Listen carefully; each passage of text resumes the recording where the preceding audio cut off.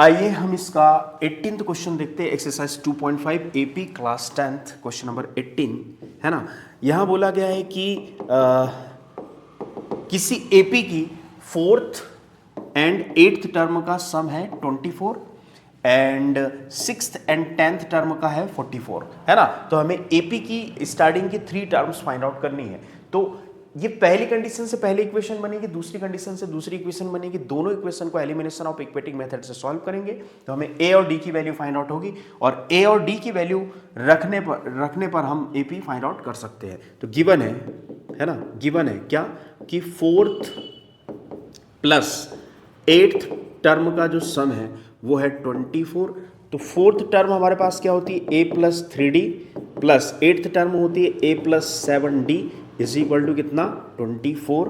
ठीक है, तो a और a हो जाएगा 2a प्लस 3d और 7d हो जाएगा हमारे पास 10d इज इक्वल टू 24। इसमें से 2 कॉमन निकाला जा सकता है, तो 2 कॉमन निकाला तो a प्लस 5d है ना इज इक्वल टू 24। 2 को ट्रांसफर किया, मल्टीप्लाई में है तो डिवाइड में जाएगा, तो a plus 5d is equal to 24 divided by 2। तो यहाँ पर हो जाएगा a plus 5d is equal to, ये कट जाएगा 12 टाइम्स। ठीक है, तो कितना आ जाएगा 12। क्लियर है, ठीक है ऐसा। नाउ फर्स्ट कंडीशन से ये बनी। नाउ अगेन गिवन है कितना कि 6th and 10th term, 6 plus 10th term का जो सम है वो है 44। 6 टर्म होती है a प्लस 5d है ना, और 10th होती है a plus 9d is equal to 44। ठीक है, तो क्या हो जाएगा a और a 2a प्लस 9 और 5 14d is equal to 44। Clear है, ठीक है। तो यहां से हमारे पास मिल जाएगा 2 कॉमन निकालेंगे तो a plus 7d is equal to 44। 2 transfer होगा तो क्या हो जाएगा a plus 7d is equal to 44 divided by 2। Clear है, तो क्या यहां से बच जाएगा हमारे पास a plus 7d is equal to कितना 22। ठीक है, तो ये इक्वेशन हमारे पास कौन सी होगी, सेकंड इक्वेशन।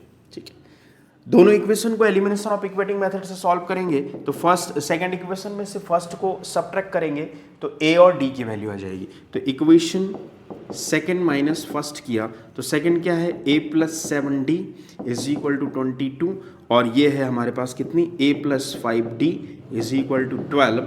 सब्ट्रैक्ट किया तो माइनस का साइन माइनस का साइन माइनस का साइन कैंसिल, तो 7 में से 5d गया तो कितना बचा 2d और यहाँ से कितना बचेगा 22 में से 10 सब्ट्रैक्ट हुआ तो 10।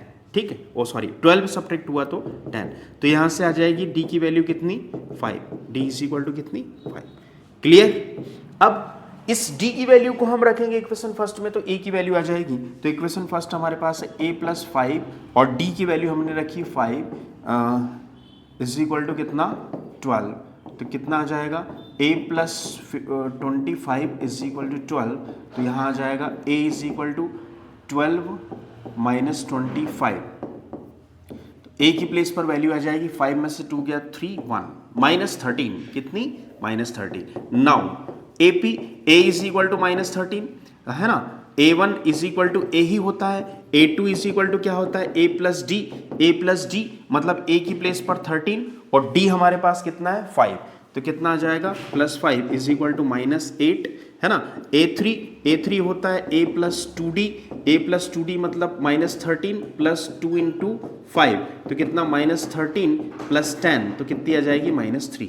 क्लियर है, तो AP हो जाएगी हमारी कितनी minus 13 minus 8 and minus 3 and so on.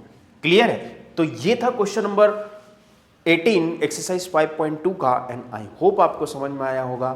Thank